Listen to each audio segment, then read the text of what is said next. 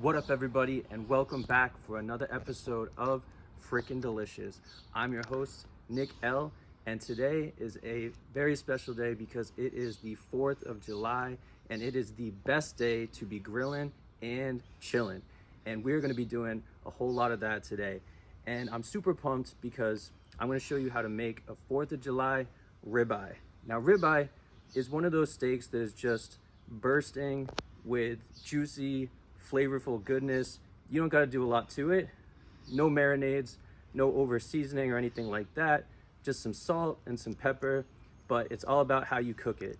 And it starts from the day before. So let me take you back to yesterday. Okay, so we are 24 hours from when we're going to be grilling the steaks, and all we're doing right now is just going to be salting them up. I'm using a whiskey smoked Irish sea salt from Salt Box Seasonings. You want to use a coarse salt like this because it helps with forming the crust on the outside of the steak. And we're adding the salt to flavor the steaks, but also for drawing out the moisture from the steaks. So it's going to help get them nice and dry, which will help with searing the steaks to get a nice sear on the steaks. So you want to be pretty generous with the salt, make sure that you get it all over on both sides of the steaks.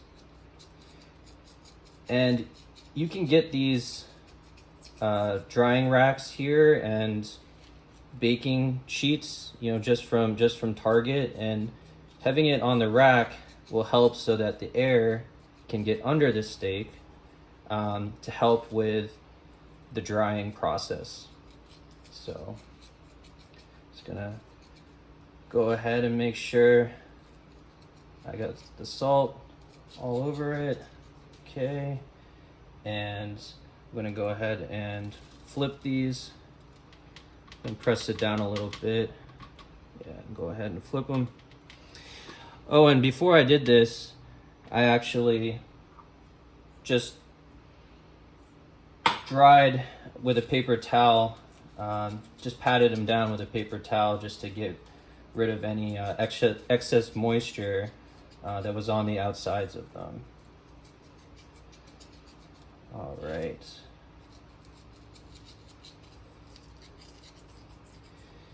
And if you can, you want to just try to get a little bit of the sides of them too.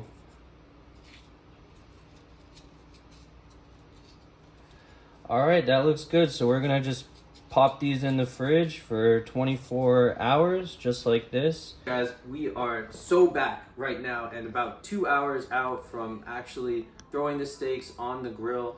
And it's time to just oil them and apply the pepper to them. So I'm using an avocado oil. You can use an olive oil, but the main thing is that you just want a very thin layer of oil that we're gonna distribute evenly, coating both sides of the steak. It's important that you use a thin layer because you want the steak to make good contact with the grill grate. So using a thin layer will help with that. So we're just going to spread this on both sides.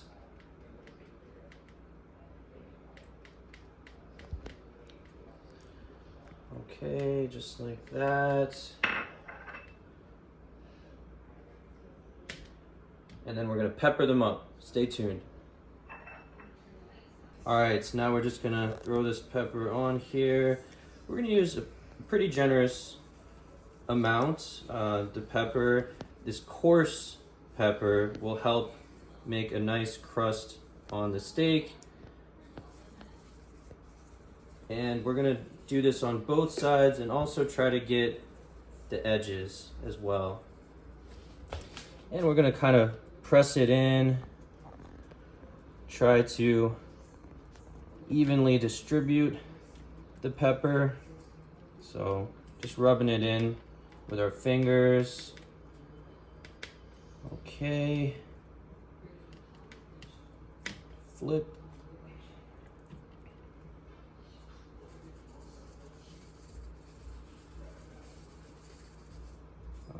spreading that around, evenly distributing it.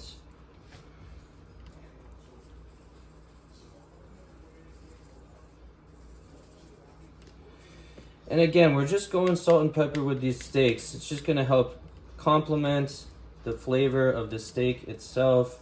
We don't need any other spices for this nice, naturally flavorful ribeye. And you wanna go ahead and just try to get a little on the edges too.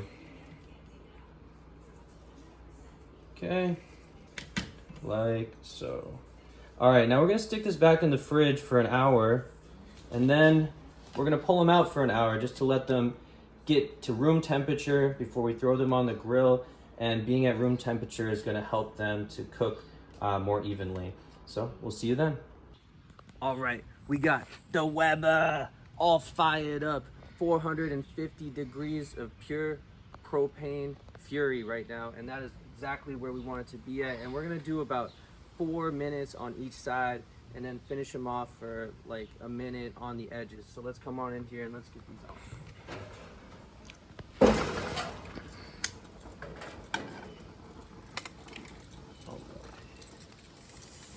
Okay, just gonna make sure that it's making good contact.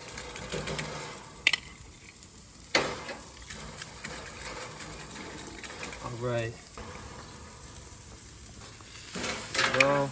Oh, it's looking nice. We're gonna go ahead and get these off.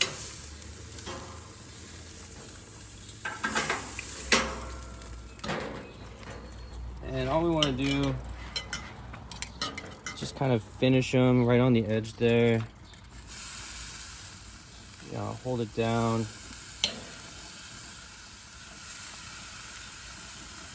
Right on the edges for a minute. And you gotta love America. Yes, indeed.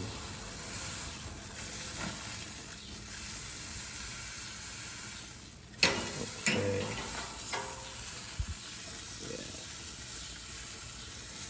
Yeah. Now we're just gonna let them sit, cool off, absorb the juices for about 10 minutes. We'll cover them up.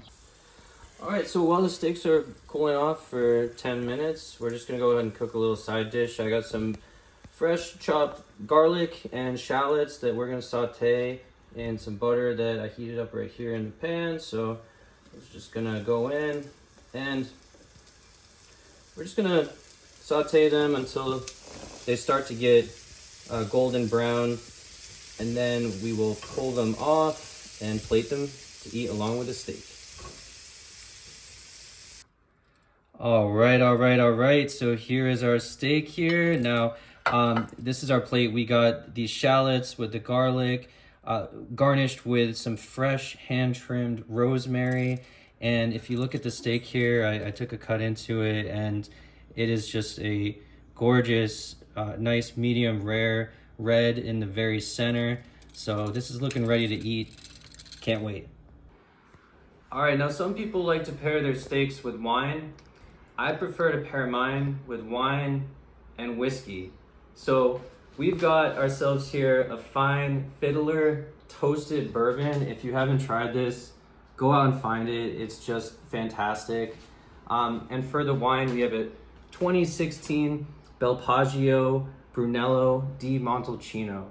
And that should be pretty delicious and complement the steak pretty well. I'm gonna go ahead and just take a little bite and see how we did.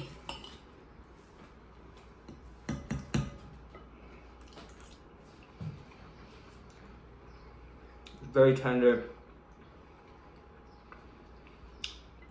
It's very good. We did it, guys, and I knew we could.